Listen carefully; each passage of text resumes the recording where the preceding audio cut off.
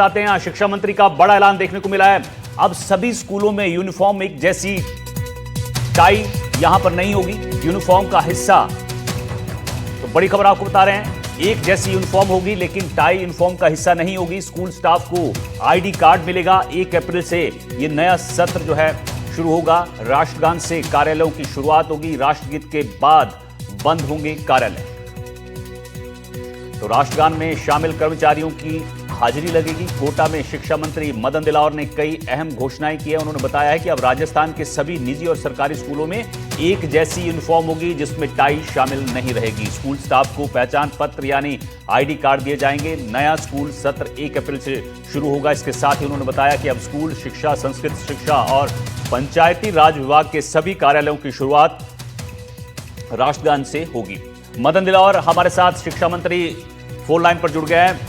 मदन दिलावर जी, NDTV पर आपका स्वागत है। सर, जिस तरह से ऐलान आपने किया है कि अब प्राइवेट और सरकारी स्कूलों में यूनिफॉर्म एक जैसी होगी और ये 1 अप्रैल से नया सत्र शुरू हो रहा है, क्या कुछ इसके पीछे वजह है सर? ये सरकारी गैर सरकारी जो विद्यालय हैं, हमने कहा है कि उनकी जो यूनिफॉर्म है वो एक जैसी होगी, यानी न तो सरकारी गैर सरकारी भेद नहीं होगा।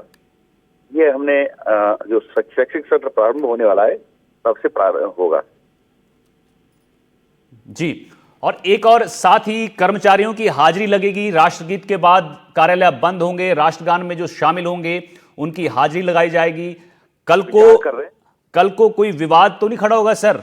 जो हमारे ऑफिसेज हैं, हाँ, पंचायत राज विभाग के, शिक्षा विभाग के, संस्कृत शिक्षा विभाग के, उनकी शुरुआत हमारा जो विचार है, जिसका हम आगे आदेश करने वाले हैं कि राष्ट्र गीत से प्रारंभ होगा हमारा ऑफिस और राष्ट्रगान से समापन होगा। जी बिल्कुल। तो ये फैसला आपकी तरफ से सुनाया गया। यूनिफॉर्म प्राइवेट स्कूल्स और सरकारी स्कूल की एक जैसी होगी। टाई इसका हिस्सा नहीं रहेगा। टाई इसका हिस्सा नहीं रहेगा, इसके पीछे वजह सर? नहीं, टाई हमारा भारतीय पहनावा के नहीं है। और इसमें मदरसे भी शामिल होंगे सर, जो आपका यहाँ पर ऐलान किया? मदरसे अल्पसंख्यक विभाग के अंडर में आते हैं, शिक्षा विभाग के अंडर में नहीं आते। ठीक है, ठीक है। बहुत बहुत शुक्रिया आपका सर इस जानकारी के लिए। तो मदन दिलावर शिक्षा मंत्री जानकारी दे रहे थे। जो नई घोषणा शिक्षा मंत्री मदन दिलावर की तरफ से की गई है कि अब यहां पर यूनिफॉर्म जो है प्राइवेट और सरकारी स्कूलों में एक जैसी होगी। मदन दिलावर ने प्रेस कॉन्फ्रेंस के दौरान क्या कुछ कहा, इसको लेकर सुनाते हैं आपको। शिक्षा विभाग का 1 अप्रैल से प्रारंभ होगा। अभी तक 1 जुलाई से प्रारंभ होता था, क्योंकि अब जानते प्रशासनिक वर्ष और वित्तीय वर्ष भी 1 अप्रैल से प्रारंभ होता है। और इसलिए हमने शिक्षा विभाग ने तय किया है कि शैक्षिक सत्र 1 अप्रैल से प्रारंभ होगा। इसके कई फायदे हैं। 1 अप्रैल के आसपास बच्चों को किताबें मिल जाएगी, तो गर्मी की छुट्टियों में पढ़ने का, अध्ययन करने का भी उनको अच्छा पर्याप्त समय मिल जाएगा और कई फायदे इसके। इसलिए हमने ये तय किया है कि 1 अप्रैल से शैक्षिक सत्र प्रारंभ होगा। हमने ये भी तय किया है कि जो हमारे पंचायत राज, संस्कृत विभाग, संस्कृत शिक्षा यानी और हमारा शिक्षा विभाग के जितने ऑफिसेज हैं, वो अब कुछ दिनों बाद से राष्ट्रगान से विद्यालय ऑफिस हमारा प्रारंभ होगा और राष्ट्रगीत से ऑफिस हमारा बंद होगा। उसके साथ साथ यानी ऑफिस के प्रारंभ में और लास्ट में राष्ट्रगीत और राष्ट्रगान होगा। ये हमने तय किया है। हमने सरकारी विद्यालय और निजी विद्यालयों की पोशाक, ड्रेस, गणवेश, ये अलग अलग नाम से अपने हिसाब से लोग बोलते हैं, यूनिफॉर्म जो कहते हैं, वह एक ही होगी और उसमें टाई को कोई जगह नहीं होगी। जैसे शर्ट है, नेकर, पैंट जो भी होता है, जूते, वो सब एक जैसे होंगे सरकारी और गैर सरकारी में। कुछ समय बाद इसके आदेश जारी करने वाले हैं। स्वर्णिम चतुर्वेदी कांग्रेस प्रवक्ता हमारे साथ जुड़े हुए हैं। स्वर्णिम जी, स्वागत है आपका एनडीटीवी पर। शिक्षा मंत्री मदन दिलावर ने एक ऐलान किया है कि अब यूनिफॉर्म जो है प्राइवेट स्कूल हो या फिर सरकारी स्कूल हो, सबकी यूनिफॉर्म एक जैसी होगी। साथ ही राष्ट्रगान के दौरान जो कर्मचारी मौजूद रहेंगे उन्हीं की हाजिरी लगेगी।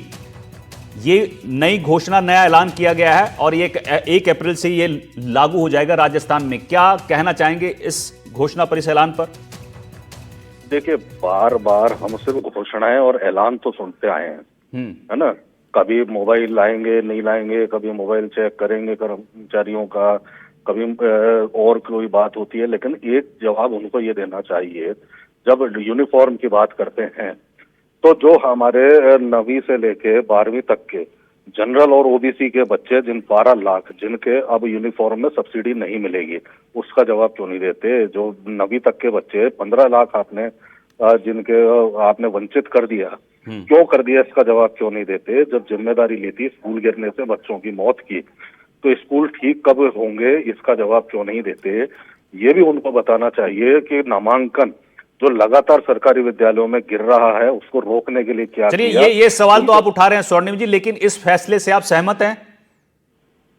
देखिए, फैसला तो कोई लागू होता कहाँ है? यू टर्न और फैसले, ये कोई फैसला है? आप बताइए, सरकारी कर्मचारी आ रहे हैं तो सबको अटेंडेंस लगती है, जो सिस्टम होता है वो होता है। अब कब होगा, किस बात यह है कि राष्ट्रगान के दौरान जो कर्मचारी मौजूद रहेगा उसी की हाजिरी लगेगी। आप सहमत हैं इस फैसले से? देखिए, राष्ट्रगान के समय अगर उपस्थित हैं, बहुत अच्छी बात है, होना ही चाहिए। राष्ट्रगान है उस वक्त तो सब ऐसी स्थिति, क्योंकि विपक्ष हमेशा सवाल उठाता है और सबसे पहला सवाल आपकी तरफ से उठाया जाएगा। देखिए, हम तो कोई सवाल नहीं, हम तो ये सवाल कर रहे हैं कि पहले राष्ट्रगान तो बाद में, कर्मचारियों को तो पहले पहुंचना चाहिए ना। स्कूल खोलेंगे, बच्चे आएंगे, उनसे पहले प्रार्थना हो, उसमें क्यों नहीं उपस्थित हो सब कर्मचारी? लेट क्यों आए हैं? प्रार्थना से पहले आना चाहिए ना उनको। तो बिल्कुल, डिसिप्लिन बहुत जरूरी है और ये होना भी चाहिए, लेकिन उम्मीद है कि विपक्ष इस पर हो हल्ला न करे। बहुत बहुत शुक्रिया आपका स्वर्णिम जी इस जानकारी के लिए और हमारे साथ बातचीत करने के लिए।